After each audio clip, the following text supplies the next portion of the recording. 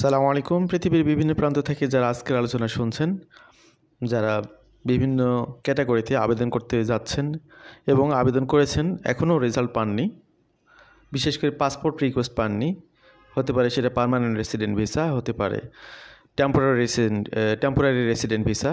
Temporary resident ভিসার আবার কয়েকটি category: visitor visa, work permit, student visa. তো সব কিছু মিলিয়ে যারা ভিসার আবেদন করেছেন এখনও পাসপোর্ট রিকোয়েস্ট পাননি, তাদের সবাই অপেক্ষায় রয়েছেন কখন আপনি একটা রেজাল্ট পাবেন।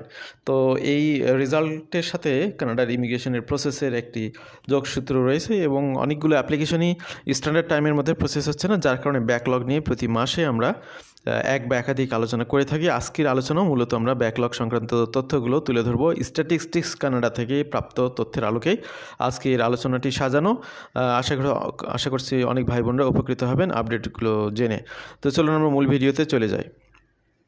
Canada's immigration backlog remains high as per new IRCC update. তো আইআরসিসির নতুন যে আপডেট আমরা সেখানে দেখতে পাচ্ছি যে ব্যাকলগের পজিশনটা এখনও হাই পর্যায়ে রয়েছে, যদিও তুলনামূলক আগের মাসের থেকে একটু কমেছে, তারপরেও সংখ্যাটা খুব কম না। Recent data released by immigration refugee and citizenship Canada, তারা যেটা বলতেছে জুন 2024 সালের গেল যে জুন 24 সেটার লাস্ট তথ্যটা পাওয়া গেছে সেই সময় provides a detailed overview of the current backlog and the progress being made. তো এখানে যে তথ্যগুলো পেয়েছি আমরা স্টেপ বাই স্টেপ আপনাদের সামনে তুলে ধরছি। Canada's immigration system continues to face challenges as it deals with a high volume of new applications and existing inventory falling into backlog. তো এখানে ব্যাকলগের মেজর যেটা কারণ সেটি হচ্ছে যে অন্য যে কোনো সময় তুলনায় অধিক পরিমাণে অ্যাপ্লিকেশন জমা হওয়া।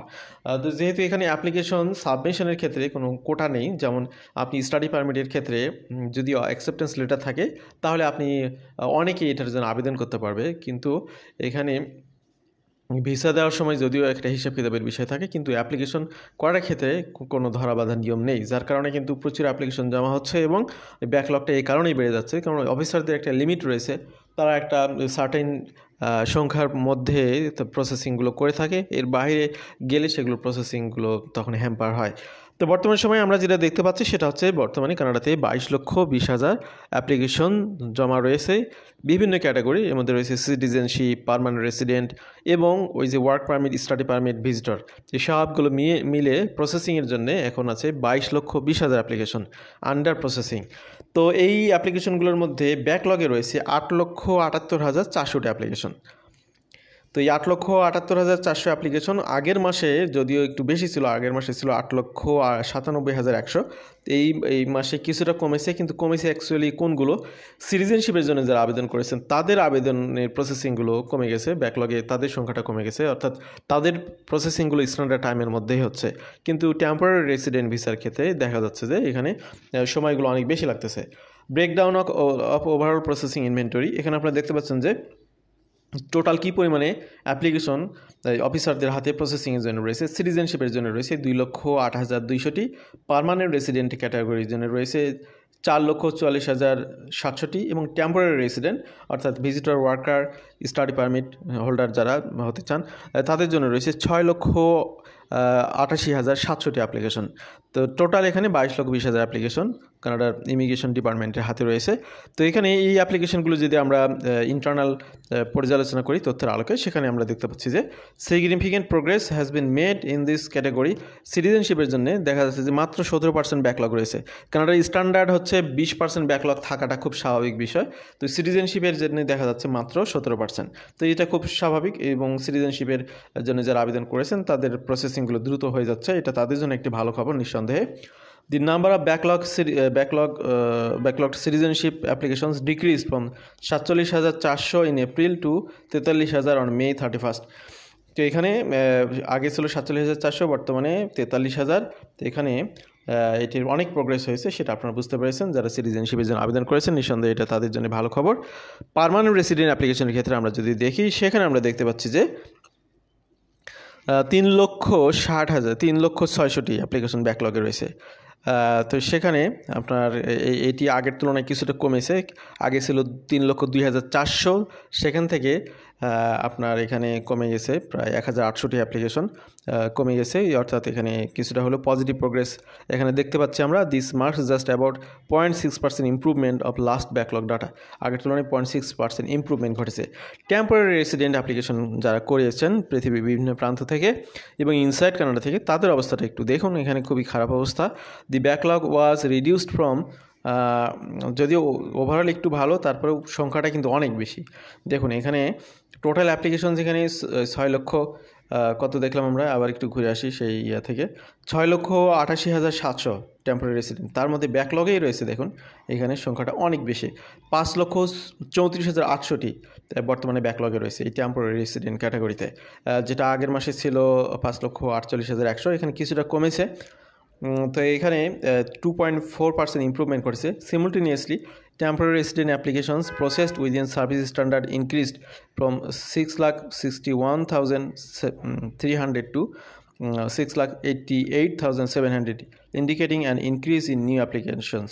তো এখানে আপনার যেটা বোঝা যাচ্ছে যে সার্ভিস স্ট্যান্ডার্ডের মধ্যে যে অ্যাপ্লিকেশন প্রসেস হয়েছে সেটার সংখ্যাও কিন্তু কম না, নিঃসন্দেহে অনেক বেশি। তো অ্যাপ্লিকেশন সংখ্যায় আসলে অনেক বেশি, এটার কারণেই মূলত ইমিগ্রেশন ডিপার্টমেন্ট হিমশিম খেয়ে যাচ্ছে সঠিক সময়ের মধ্যে অ্যাপ্লিকেশনগুলো প্রসেস করতে। এক্সপ্রেস এন্ট্রি অর্থাৎ পিআর প্রোগ্রামের একটি পার্ট হচ্ছে express entry provincial nominee program. এখানে আমরা দেখতে পাচ্ছি মাত্র 24% ব্যাকলগে রয়েছে।